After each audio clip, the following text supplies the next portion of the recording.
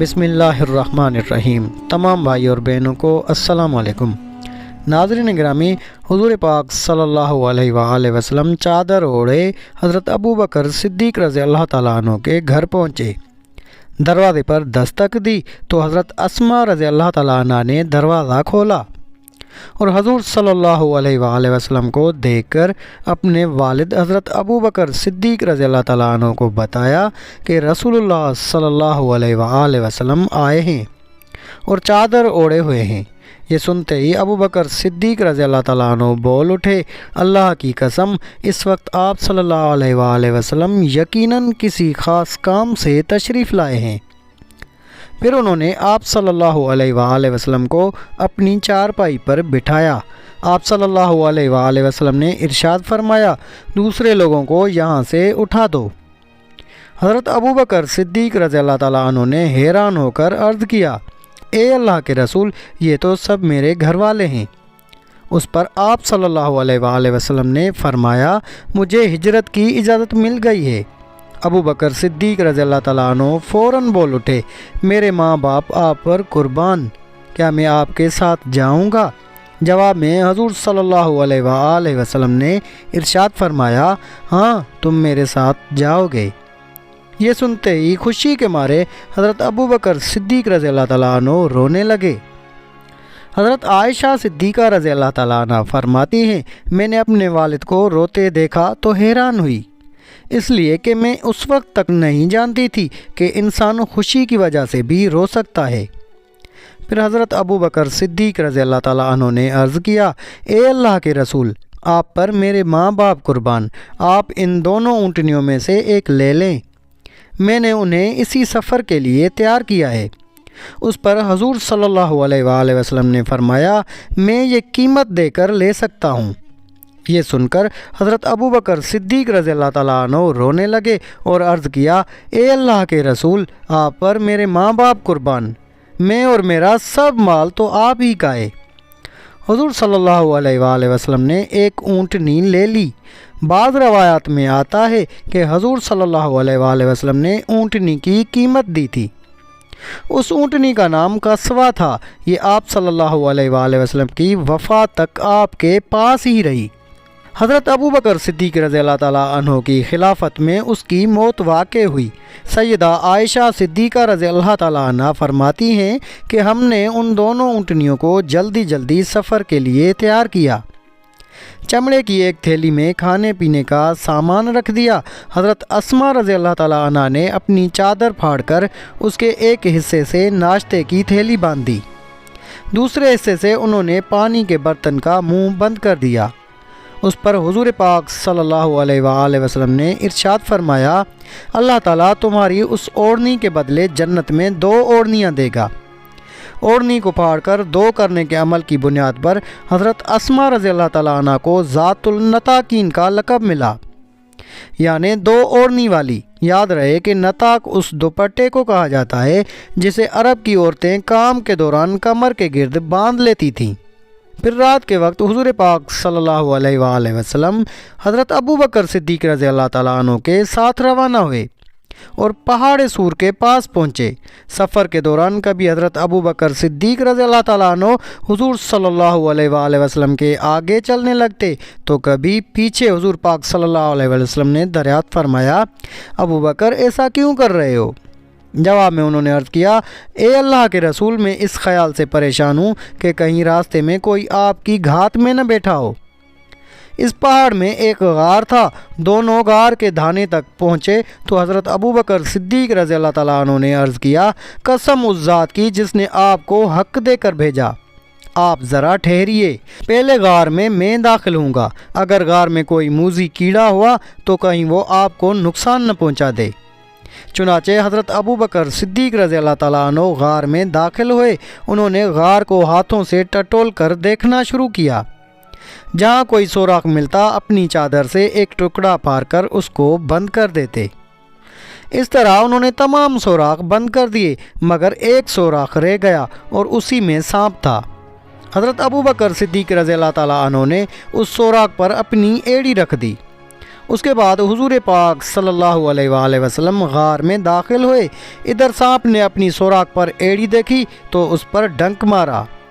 تکلیف کی شدت سے حضرت ابوبکر صدیق رضی اللہ تعالیٰ عنہ کی آنکھوں سے آنسو نکل پڑے، لیکن انہوں نے اپنے منہ سے آواز نہ نکلنے دی، اس لیے کہ اس وقت حضور پاک صلی اللہ علیہ وآلہ وسلم ان کے زانوں پر سر رکھ کر سو رہے تھے۔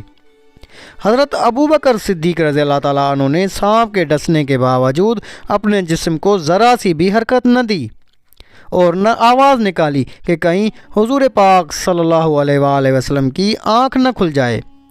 تاہم آنکھ سے آنسو نکلنے کو وہ کسی طرح نہ روک سکے۔ وہ آنسو حضور پاک صلی اللہ علیہ وآلہ وسلم پر گر پڑے۔ ان کے گرنے سے حضور پاک صلی اللہ علیہ وآلہ وسلم کی آنکھ کھل گئی۔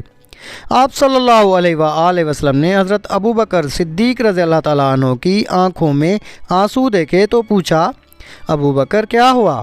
انہوں نے جواب دیا، آپ پر میرے ماں باپ قربان، مجھے سانپ نے ڈس لیا ہے۔ آپ صلی اللہ علیہ وآلہ وسلم نے اپنا لعاب دہن سانپ کے کانٹے کی جگہ پر لگا دیا، اس سے تکلیف اور زہر کا اثر فوراً دور ہو گیا۔ صبح ہوئی، حضور پاک صلی اللہ علیہ وآلہ وسلم کو حضرت ابوبکر صدیق رضی اللہ تعالیٰ عنہ کے جسم پر چادر نظر نہ آئی تو دریافت کیا، ابوبکر چادر کہاں ہے؟ انہوں نے بتایا، اللہ کے رسول، میں نے چادر پھاڑ پھاڑ کر اس غار کے سوراخ بند کیے ہیں۔ آپ صلی اللہ علیہ وآلہ وسلم نے دعا کے لیے ہاتھ اٹھا دیے اور فرمایا، اے اللہ، ابوبکر کو جنت میں میرا ساتھی بنانا۔ اسی وقت اللہ تعالیٰ نے وحی کے ذریعے خبر دی کہ آپ کی دعا قبول کر لی گئی۔ ادھر قریش کے لوگ نبی اکرم صلی اللہ علیہ وآلہ وسلم کی تلاش میں اس غار کے قریب آ پہنچے۔ ان میں سے چند ایک جلدی سے آگے بڑھ کر غار میں جھانکنے لگے۔ غار کے دہانے پر انہیں مکڑی کا جالا نظر آیا، ساتھ ہی دو جنگلی کبوتر نظر آئے۔ اس پر ان میں سے ایک نے کہا، اس غار میں کوئی نہیں ہے۔ ایک روایت میں یوں آیا ہے، ان میں امیہ بن خلف بھی تھا۔ اس نے کہا، اس غار کے اندر جا کر دیکھو۔ کسی نے جواب دیا، غار کے اندر جا کر دیکھنے کی کیا ضرورت ہے؟ غار کے منہ پر بہت جالے لگے ہوئے ہیں، اگر وہ اندر جاتے تو یہ جالے باقی نہ رہتے، نہ یہاں کبوتر کے انڈے ہوتے۔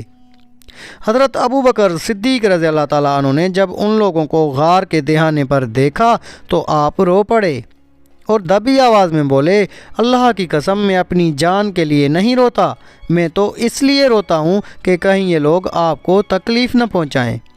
اس پر نبی اکرم صلی اللہ علیہ وآلہ وسلم نے ارشاد فرمایا، ابوبکر غم نہ کرو، اللہ ہمارے ساتھ ہے۔ اسی وقت اللہ تعالیٰ نے حضرت ابوبکر صدیق رضی اللہ تعالیٰ عنہ کے دل کو سکون بخش دیا۔ ان حالات میں ابوبکر صدیق رضی اللہ تعالیٰ عنہ کو پیاس محسوس ہوئی۔ انہوں نے حضور پاک صلی اللہ علیہ وآلہ وسلم سے اس کا ذکر کیا تو آپ نے ارشاد فرمایا، اس غار کے درمیان میں جاؤ اور پانی پی لو۔ صدیق اکبر رضی اللہ تعالیٰ عنہ اٹھ کر غار کے درمیان میں پہنچے۔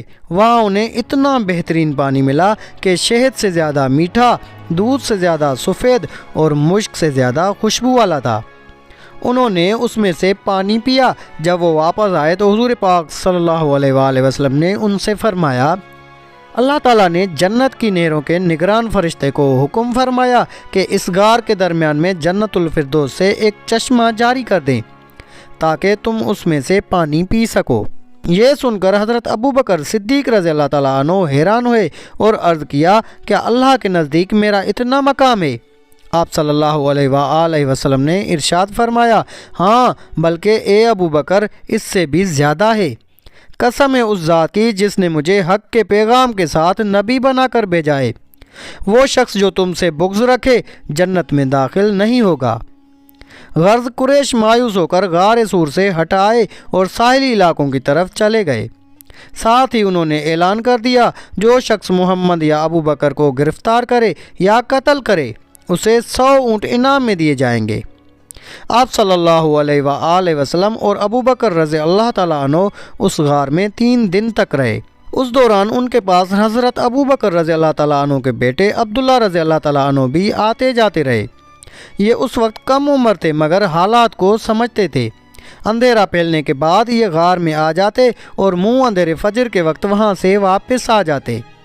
اس سے قریش یہ خیال کرتے کہ انہوں نے رات اپنے گھر میں گزاری ہے۔ اس طرح قریش کے درمیان دن بھر جو باتیں ہوتی یہ ان کو سنتے اور شام کو حضور پاک صلی اللہ علیہ وآلہ وسلم کے پاس پہنچ کر بتا دیتے۔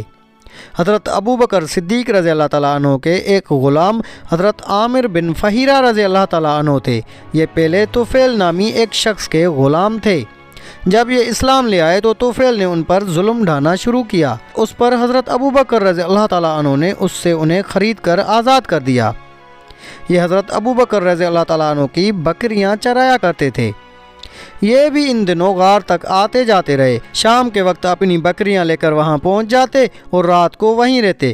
صبح منہ اندھیرے حضرت عبداللہ رضی اللہ تعالیٰ عنہ کے جانے کے بعد یہ بھی وہاں سے اپنی بکریاں اسی راستے سے واپس لاتے تاکہ ان کے قدموں کے نشانات مٹ جائیں۔ ان 3 راتوں تک ان کا برابر یہی معمول رہا۔